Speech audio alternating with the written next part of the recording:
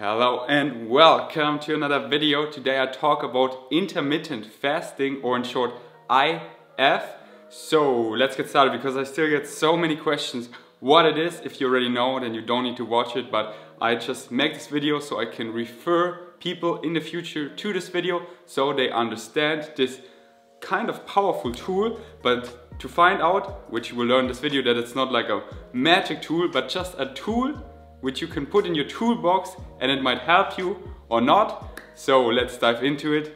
I might be a bit more relaxed because I just came out of the bathtub, because today is such a hot day here in Berlin and I made it nice and cool and just, I know my brain is a bit frozen. Anyways, let's get started. So intermittent fasting is just that you narrow your feeding window. That's all there's to it. Simple, right? And how narrow you want your feeding window is up to you. I mean, we all kind of do intermittent fasting, but we only call it if we do it to some extent. So let's say we stop eating at 9 p.m. in the evening and then we go to bed, and in the next morning we start eating at 9 a.m. in the morning. So 9 p.m., 10, 11, 12 plus 9 hours, so that would be 12 hours. That is kind of the normal range. We have a feeding window of 12 hours and a fasting window of 12 hours, and then we don't really call it intermittent fasting. But if you extend the fasting window longer and narrow the feeding window a bit, then most people call it intermittent fasting. Like not only fasting for 12 hours, which is kind of natural because you sleep, and a couple hours before going to bed and after waking up you don't eat, but if you extend it to around 12 to 20 hours, then most people call it intermittent fasting. A usual ratio is like 16 hours of fasting and then the remaining 8 hours of feeding. So let's take an example. You wake up and you fast until 12 p.m. Then between 12 and 1 p.m. you have your first meal. Your second meal you have between 4 and 5 p.m. and your third meal you have between 8 to 9 p.m. and then your feeding window stops and your fasting window starts, and then you just repeat on the next day.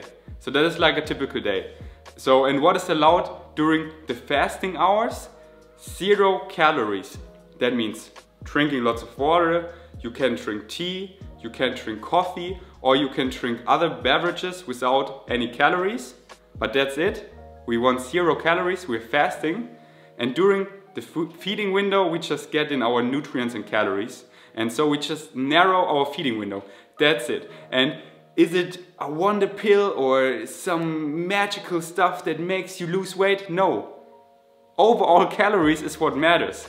It's just a tool that helps you maybe to not constantly think about food, that, oh, should I eat something now? You know this feeling, maybe a little snack or something, and you constantly have it in your mind. But if you just restrict it, that you say, only in this feeding window I don't eat before 12 p.m, then it's not on your mind. You can be productive, you can do something else, and it can help you not to be obsessed about food and to stick to like a schedule. I eat at this time, at this time, at this time, and then that's it. So in the evening I don't snack, so you don't get into the temptation, open up the fridge again, what is there, maybe snack here a bit and then snacking. No, you just say, okay, this is my last meal and now I call it a day and start to fast. So in this sense it can help you.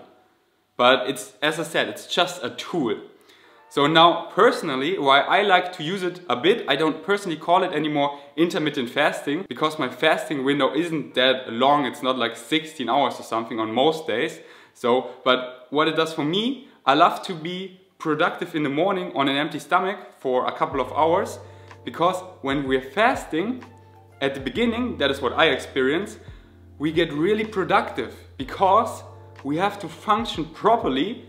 Because imagine earlier, when we get hungry, we have to survive. So we have to find food, we have to become alert, that we're good gatherers and find berries and everything. So we have to function really good. And I use this time because then I have a lot of headspace and clarity to be productive. But that is only for me at the beginning. At the end of fasting, like after 16 hours or so, then it gets the opposite. Then I get more tired and a bit brain foggy and a bit low energy. And that's why I don't like to fast too long, because then I have only downsides, that's what I experienced. But I love to fast for sometimes like 13, 14, sometimes 15 hours or a bit longer, because then I have a lot of headspace and clarity. But I just do it intuitively, how it fits into the day. Right now I'm shredding, so I have these days where I kind of fast the whole day but eat one meal. But I only do this to shred down. But on a day-to-day basis, I just, you know, wake up, be productive for a couple of hours, drink my green tea, and then I start to breakfast, so at around 10. So I just fasted for 2 hours after waking up, and that works for me. Then I have breakfast, digest for 2 hours, and then I hit the gym and get so much energy through the food.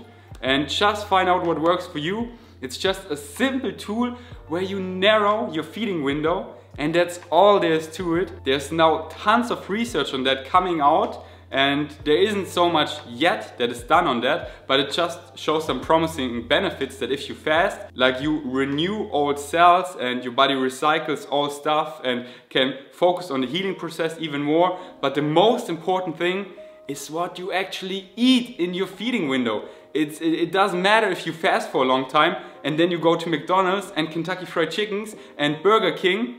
No, then would be better you eat constantly fruits and vegetables. That is what matters the most, what you actually eat. And then, like, this fasting is just a bit optimization, and as I said, just a tool. What counts is your overall calories, if you will lose weight or gain weight, and for your overall health, what you actually eat. These are the most important things, and this is just a tool that can help you or not. So find a healthy balance that works in your schedule. That's it. Let me know down below if you do intermittent fasting and what your experience is, what your upsides are or your downsides. Oh no, I don't do it, I get too hangry. I understand, I would get too hangry too if I would fast for too long. Or yes, I love to fast for a bit because I get so much brain power. Yes, that's what I experienced too at the beginning of the day, but not for too long. But I'm repeating myself, so I stop here. Let me know down below, and I just want to clarify that for people who ask me in the future. So thank you for watching, and listen to the podcast, Vegan's Podcast with Derek from Simnett Nutrition, which we did yesterday, and it was amazing. You don't want to miss that. So listen to that now, because the video is over. Thanks for watching. Until next time, peace out.